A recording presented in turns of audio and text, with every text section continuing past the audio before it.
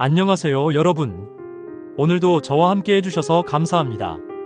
오늘 들려드릴 이야기는 정말 가슴 아픈 배신에 관한 이야기입니다. 52살의 평범한 주부가 어떻게 15년 동안 믿어왔던 절친한 친구와 남편에게 동시에 배신당했는지 그 충격적인 순간들을 솔직하게 들려드리려고 합니다. 혹시 비슷한 상황을 겪고 계신 분이 계시다면 이 이야기가 조금이나마 위로가 되었으면 좋겠습니다. 제 이름은 김정숙입니다. 올해 52살이고 고등학교 2학년인 딸아이 하나를 두고 있어요. 평범한 주부로 살아오면서 가장 큰 힘이 되어준 것은 교회 생활이었습니다. 특히 성가대 활동을 하면서 만난 박선영 언니와의 우정은 제 인생에서 정말 소중한 보물 같은 존재였죠. 선영 언니는 저보다 1살 위인 53살이고 싱글맘으로 아들 하나를 키우고 계셨어요. 처음 만난 건 15년 전이었는데 그때 저는 성가대에 새로 들어간 신입이었거든요. 목소리가 떨려서 제대로 노래도 못하고 있는데 선영 언니가 다가와서 괜찮다, 괜찮다. 나도 처음엔 그랬어 하면서 따뜻하게 위로해 주시더라고요. 그때부터 시작된 우정이었어요. 매주 일요일 예배가 끝나면 둘이서 꼭 함께 점심을 먹었고 교회 행사가 있을 때마다 서로 도와가며 준비했습니다. 선영 언니는 정말 손재주가 좋으셔서 각종 수제 쿠키며 케이크를 만들어서 교회 바자회에 내놓곤 했어요. 저도 언니 따라서 베이킹을 배우기 시작했죠. 우리 가족들도 서로 가깝게 지냈어요. 명절이나 생일 같은 특별한 날엔 항상 함께했고 딸아이도 선영 언니를 친고모처럼 따랐거든요. 남편도 선영 언니를 친누나처럼 대해줬고요. 우리 정숙이가 좋은 친구를 만났네 하면서 늘 고마워했어요. 15년이라는 세월 동안 우린 정말 자매처럼 지냈습니다. 서로의 고민을 털어놓고 힘들 때마다 위로해주고 기쁜 일이 있으면 제일 먼저 나누곤 했어요. 선영 언니가 싱글맘으로 아들 키우는 게 쉽지 않다는 걸 알고 있어서 제가 할 수 있는 건 뭐든 도와드리려고 했거든요. 그런데 몇 달 전부터 뭔가 이상한 일들이 하나둘씩 생기기 시작했어요. 처음엔 별거 아닌 일인 줄 알았는데 지금 생각해보니 그때부터 이미 신호가 있었던 것 같아요. 첫 번째 이상한 일은 교회 사람들이 저에게 묻는 말 때문이었어요. 어제 교회 앞 카페에서 남편분이랑 같이 있던 거 왜 모른 척 했어요? 라고 물어보시는데 저는 정말 무슨 소리인지 모르겠더라고요. 그날 저는 집에서 딸아이 학원 픽업하느라 교회에 가지도 않았거든요. 아, 제가 그날 교회에 안 갔는데요? 라고 말했더니 그분이 당황하시더라고요. 그럼 저 본 사람이 누구지? 하면서 말이에요. 그때는 그냥 사람을 잘못 본 거겠거니 했어요. 두 번째는 남편의 행동이 조금씩 달라지기 시작했다는 거예요. 평소에 집에서는 편한 옷만 입고 다니던 사람이 갑자기 외출할 때마다 새 셔츠를 입고 나가더라고요. 그것도 제가 한 번도 본 적 없는 셔츠들을요. 이 셔츠 언제 샀어? 하고 물어봐도 그냥 필요해서 하면서 대충 넘어가곤 했어요. 그리고 휴대폰을 보는 태도도 예전과 달라졌어요. 전에는 집 어디든 휴대폰을 대충 놓고 다녔는데 요즘엔 화장실 갈 때도 들고 가고 샤워할 때도 가까운 곳에 두더라고요. 문자가 오면 재빨리 확인하고는 화면을 뒤집어 놓곤 했어요. 요즘 회사 일이 바빠? 하고 물어봐도 아니야. 그냥 하면서 말을 흐리곤 했죠. 이상하다는 생각은 들었지만 결혼한 지 20년이 넘다 보니 서로 개인적인 영역이 있을 수도 있다고 생각했어요. 세 번째 이상한 점은 교회 모임에 자주 나간다고 하는 거였어요. 전에는 주일 예배만 나가던 사람이 갑자기 수요 기도회니 새벽 기도회니 하면서 나가기 시작했어요. 물론 신앙이 깊어진 거라면 좋은 일이긴 한데 왠지 모르게 어색했달까요? 오늘은 새벽 기도회 가야 해 하면서 아침 일찍 나가거나 수요일에 교회 봉사 있어 하면서 저녁에 늦게 들어오곤 했어요. 그런데 이상한 건 선영 언니한테 우리 남편이 요즘 교회 활동을 열심히 하네요 하고 말했더니 언니가 그래? 하면서 당황하는 표정을 짓더라고요. 네 번째는 선영 언니와의 만남이 줄어들기 시작했다는 거예요. 전에는 매주 일요일마다 점심을 함께 먹었는데 언니가 오늘은 급한 일이 있어서라거나 몸이 좀 안 좋아서라면서 자꾸 약속을 미루기 시작했어요. 전화 통화도 예전만큼 자주 하지 않게 되었고 통화를 하더라도 뭔가 어색한 기운이 돌더라고요. 언니, 요즘 무슨 일 있어요? 하고 물어봐도 아니야, 별일 없어 하면서 얼버무리곤 했어요. 다섯 번째는 딸아이가 한 말 때문이었어요. 엄마, 아빠 요즘 이상해.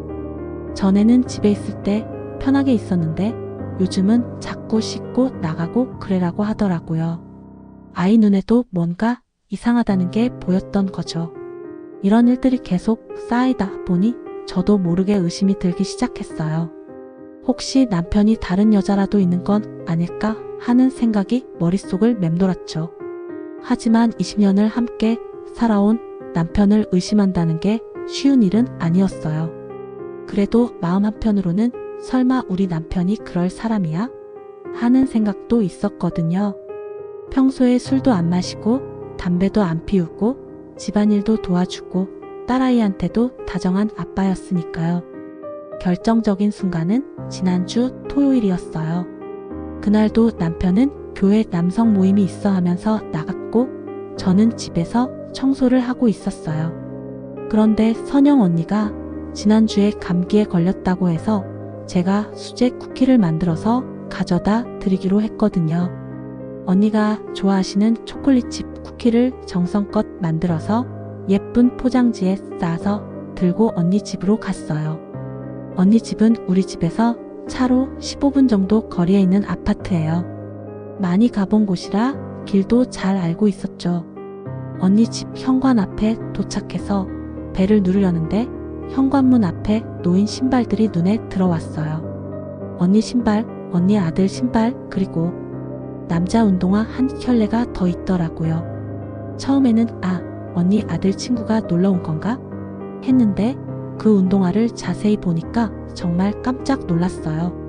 그게 바로 제가 남편 생일 선물로 맞춤 제작해서 선물한 운동화였거든요. 정확히 2년 전 남편 생일 때 제가 특별히 주문 제작해서 선물한 운동화였어요. 남편 발 사이즈에 맞춰서 만든 거라 시중에서 파는 것과는 디자인이 조금 달랐고 안쪽에 남편 이니셜까지 새겨 넣었거든요. 절대 착각할 수 없는 신발이었어요. 그 순간 머릿속이 하얘졌어요. 손에 들고 있던 쿠키 상자가 떨어질 뻔했죠. 이게 뭐지? 왜 우리 남편 신발이 여기 있지? 하는 생각만 계속 돌더라고요. 그때 안에서 남자 목소리가 들려왔어요. 너무나 익숙한 목소리였어요. 바로 우리 남편 목소리였거든요. 선영아, 물 좀 가져다 줄래? 하는 소리가 들렸어요.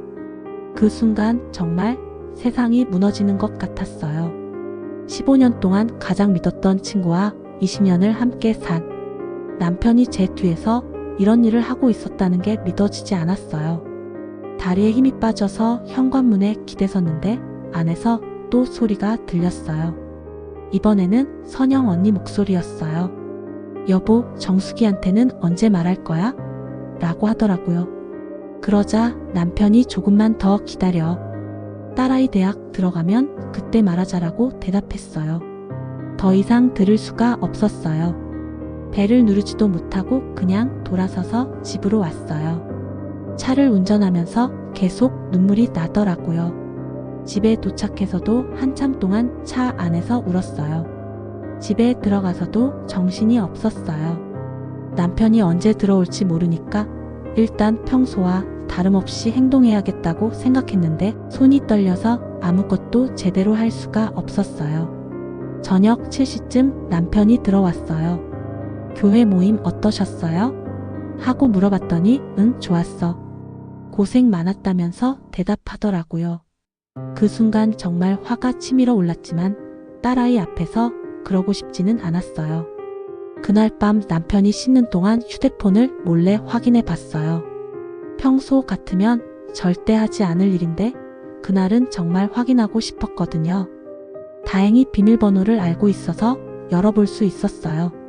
카카오톡을 확인해보니 선영 언니와 주고받은 메시지들이 있더라고요. 내용을 보니까 정말 충격적이었어요. 오늘 정말 행복했어.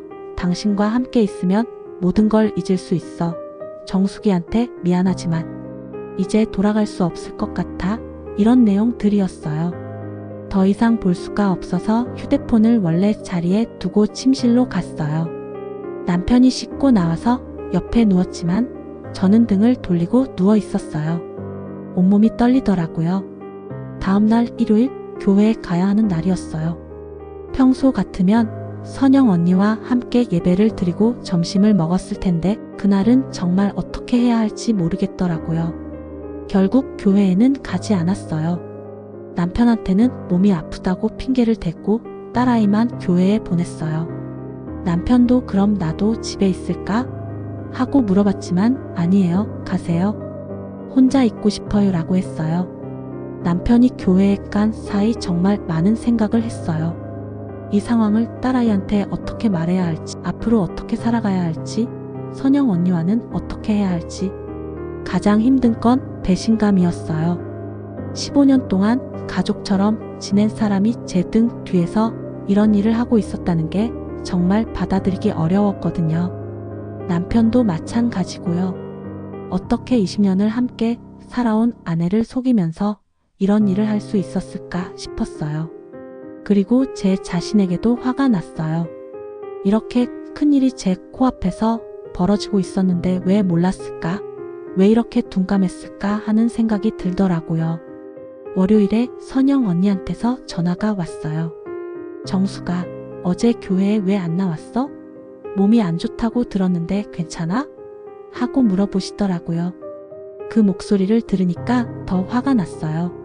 어떻게 이렇게 태연하게 전화를 할 수 있을까 싶었거든요. 언니?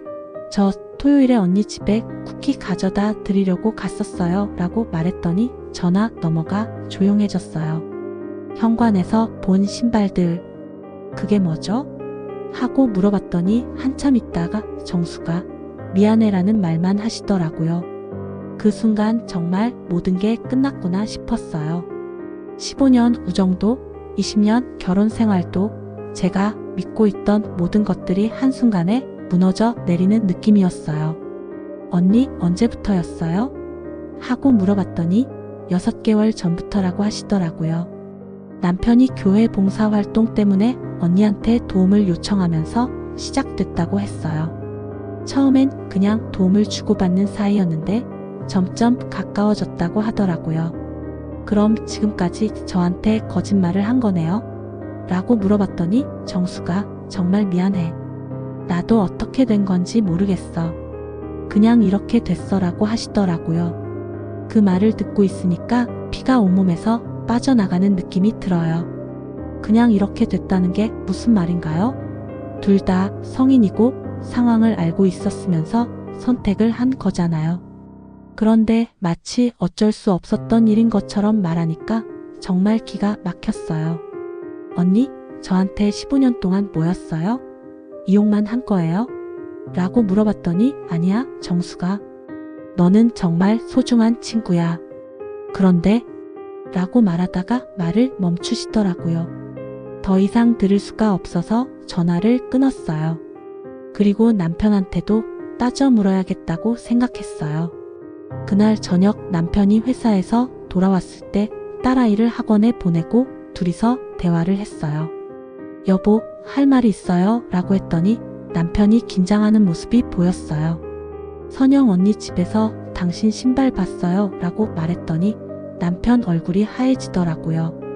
언제부터였어요? 하고 물어봤더니 한참 있다가 미안해라고만 하더라고요. 미안하다는 말로 해결될 문제예요? 라고 했더니 정수가 나도 어떻게 이렇게 됐는지 모르겠어. 처음엔 정말 교회 일로 도와주는 거였는데 라고 하더라고요. 선영 언니와 똑같은 말을 하니까 더 화가 났어요. 둘이 미리 입을 맞춘 건 아닌지 의심스럽기까지 했어요. 그럼 앞으로 어떻게 할 건데요?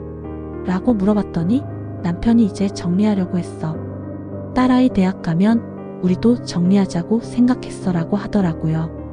그 말을 듣고 정말 기가 막혔어요. 딸아이 대학 갈 때까지 저 혼자 바보처럼 속아 살라는 뜻이었거든요. 게다가 정리하자는 게 이혼하자는 뜻인지 선영 언니와의 관계를 정리하자는 뜻인지도 확실하지 않았어요. 명확하게 말해요. 뭘 정리한다는 거예요? 라고 물어봤더니 정수가 미안해. 나도 혼란스러워라고만 하더라고요. 그날 밤은 정말 잠을 못 잤어요. 20년 결혼 생활이 이렇게 끝날 수도 있구나 하는 생각이 계속 들었거든요. 그리고 딸아이한테는 어떻게 말해야 할지도 고민이었어요. 다음 날부터는 정말 힘든 시간이 시작됐어요. 남편과는 꼭 필요한 말만 하게 됐고 선영 언니와는 연락을 끊었어요. 교회에도 가지 않았어요. 그 사람들을 볼 자신이 없었거든요. 딸아이가 엄마 왜 요즘 교회 안 가? 선영, 고모도 안 만나? 하고 물어봤을 때는 정말 뭐라고 대답해야 할지 몰랐어요. 엄마가 좀 바빠서라고 둘러댔지만 아이도 뭔가 이상하다는 걸 느끼는 것 같았어요. 2주 정도 이런 상태로 지내다가 남편이 먼저 입을 열었어요. 정수가 우리 이야기 좀 하자라고 하더라고요. 선영이랑은 정리했어. 더 이상 만나지 않기로 했어라고 했어요.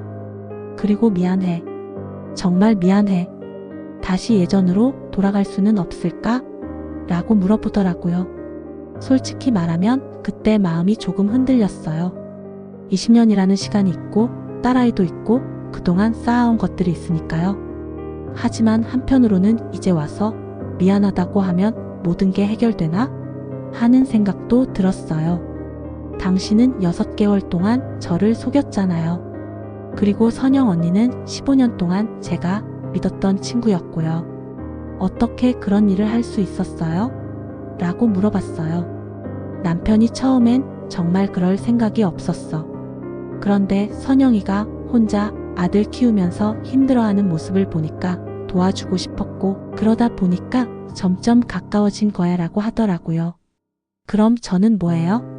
20년 동안 당신과 함께 살면서 딸아이 키우고 집안일하고 당신 뒷바라지 한 사람은 저인데 저한테는 왜 그런 마음이 안 들었어요? 라고 했더니 남편이 말문이 막히더라고요. 정말 답답했어요. 남편도 선영 언니도 자신들의 행동에 대해서는 변명만 하고 제 마음이 얼마나 아픈지에 대해서는 전혀 생각하지 않는 것 같았거든요. 그 후로도 몇 번 더 대화를 나눴지만 결론이 나지 않았어요. 남편은 계속 용서해달라고 했고 저는 어떻게 해야 할지 정말 모르겠었어요. 그러던 중 딸아이가 대학 입시 결과를 받았어요. 다행히 원하던 대학에 합격했다고 기뻐하는 딸아이를 보니까 정말 마음이 복잡했어요. 이 아이를 위해서라도 현명한 선택을 해야겠다는 생각이 들었거든요. 지금도 여전히 결론을 내리지 못했어요. 남편과 다시 시작할 수 있을지 아니면 이혼하는 게 나을지 정말 모르겠어요. 선영 언니와의 15년 우정도 이렇게 끝나는 게 맞는지 지금 이 순간에도 저는 여전히 혼란스럽습니다. 하지만 한 가지 분명한 건 저는 더 이상 예전의 순진한 정수기가 아니라는 거예요. 이번 일을 통해서 사람을 믿는다는 게 얼마나 어려운 일인지 그리고 배신이라는 게 얼마나 큰 상처를 주는지 뼈저리게 느꼈거든요. 여러분들도 혹시 비슷한 상황을 겪고 계시다면 너무 자책하지는 마세요. 믿었던 사람에게 배신당하는 건 믿었던 사람 잘못이 아니라 배신한 사람의 잘못이니까요. 그리고 무엇보다 중요한 건 자신을 사랑하는 거예요. 저도 아직 답을 찾지 못했지만 제 자신만은 포기하지 않으려고 해요. 며칠 전에는 새로운 교회를 찾아가 봤어요. 처음엔 정말 어색하고 어려웠는데 그래도 하나님 앞에서 기도하면서 조금씩 마음의 평안을 찾아가고 있는 것 같아요. 선영 언니와 함께했던 추억들 때문에 힘들긴 하지만 그래도 신앙만큼은 포기하고 싶지 않았거든요. 딸아이에게도 조금씩 상황을 설명해 주기 시작했어요. 아직 구체적인 내용은 말하지 않았지만 엄마 아빠가 지금 어려운 시간을 보내고 있다는 정도는 알려줬어요. 다행히 딸아이가 생각보다 성숙하게 받아들이더라고요. 엄마가 행복한 선택을 했으면 좋겠어라고 말해주는 딸을 보니까 정말 고맙고 미안했어요. 남편과는 아직도 같은 집에 살고 있지만 사실상 남남처럼 지내고 있어요. 딸아이 앞에서는 최대한 티가 나지 않게 하려고 노력하고 있지만 쉽지 않아요. 남편도 계속 잘못했다고 하고 기회를 달라고 하는데 제 마음속에 상처가 그렇게 쉽게 아물지는 않더라고요. 특히 힘든 건 밤에 혼자 있을 때예요. 15년 동안 뭔가 힘든 일이 있을 때마다 선영 언니한테 전화해서 이야기했는데 이제는 그럴 수도 없고 그렇다고 남편한테 털어놓을 수도 없고 정말 외롭더라고요. 그래서 요즘에는 일기를 쓰기 시작했어요. 제 마음을 정리하는데 조금이나마 도움이 되는 것 같아요. 그리고 상담도 받아보려고 생각하고 있어요. 혼자서는 이 상황을 해결하기 어려울 것 같거든요. 가끔은 그냥 모르고 살았으면 더 좋았을까 하는 생각도 들어요. 하지만 진실을 알았으니까 이제는 제대로 된 선택을 할 수 있을 거라고 생각해요. 비록 지금은 힘들고 어렵지만 언젠가는 이 일도 제 인생의 한 과정이었다고 생각할 수 있는 날이 오겠죠. 선영 언니와는 완전히 연락을 끊었어요. 처음에는 몇 번 전화가 왔지만 받지 않았고 나중에는 문자로 정말 미안하다, 용서해달라는 메시지를 보내왔는데 답장하지 않았어요. 지금 당장은 용서할 마음의 여유가 없거든요. 언젠가는 용서할 수 있을지도 모르겠지만 적어도 지금은 아니에요. 15년이라는 시간이 하루아침에 무너진 상처가 그렇게 쉽게 아물지는 않을 거예요. 그래도 하나 다행인 건 이번 일을 통해서 제 자신에 대해 더 잘 알게 되었다는 거예요. 저도 생각보다 강한 사람이더라고요. 처음에는 정말 무너질 것 같았는데 지금은 혼자서도 충분히 일상을 꾸려 나가고 있거든요. 그리고 진짜 소중한 게 무엇인지도 깨달았어요. 건강, 가족, 진실한 관계, 이런 것들이 얼마나 중요한지 새삼 느끼게 되었어요. 앞으로 어떤 선택을 하게 될지는 아직 모르겠어요. 남편과 다시 시작할 수도 있고 새로운 인생을 시작할 수도 있겠죠. 어떤 선택을 하든 후회하지 않도록 신중하게 결정하려고 해요. 무엇보다 딸아이가 건강하고 행복하게 자랄 수 있도록 하는 게 제일 중요하다고 생각해요. 아이한테는 부모의 문제 때문에 상처를 주고 싶지 않거든요. 여러분들께도 한 가지 말씀드리고 싶은 건 아무리 가까운 사이라도 사람은 변할 수 있다는 거예요. 그렇다고 해서 사람을 믿지 말라는 뜻은 아니고 너무 맹목적으로 믿지는 말라는 뜻이에요. 건전한 의심과 경계심을 갖는 것도 때로는 필요한 것 같아요. 그리고 무엇보다 자신을 가장 사랑해야 한다는 걸 깨달았어요. 다른 사람을 위해서 자신을 희생하는 것도 중요하지만 자신의 행복과 존엄함을 포기해서는 안 된다는 거죠. 지금도 여전히 힘들고 어려운 시간을 보내고 있지만 언젠가는 이 모든 고통이 저를 더 성숙하고 지혜로운 사람으로 만들어줄 거라고 믿어요. 그날까지 포기하지 않고 버텨보려고 해요. 이 이야기를 들어주신 여러분께 정말 감사드려요. 제 경험담이 누군가에게는 위로가 되고 누군가에게는 교훈이 되었으면 좋겠어요. 인생은 정말 예측할 수 없는 것 같아요. 52년을 살아오면서 이런 일을 겪을 줄은 정말 몰랐거든요. 하지만 이런 시련을 통해서 더 강해지고 더 지혜로워질 수 있다면 그것도 하나님이 주신 선물이라고 생각하려고 해요. 아직 제 이야기는 끝나지 않았어요. 앞으로 어떤 선택을 하게 될지, 어떤 삶을 살게 될지는 아직 모르지만 후회하지 않는 선택을 하려고 해요. 여러분들도 혹시 비슷한 상황을 겪고 계시거나 어려운 시간을 보내고 계시다면 포기하지 마세요. 분명히 터널의 끝에는 빛이 있을 거예요. 긴 시간 동안 제 이야기를 들어주셔서 정말 고맙습니다. 여러분 모두 행복하시길 바라며 오늘 이야기는 여기서 마치겠습니다. 감사합니다.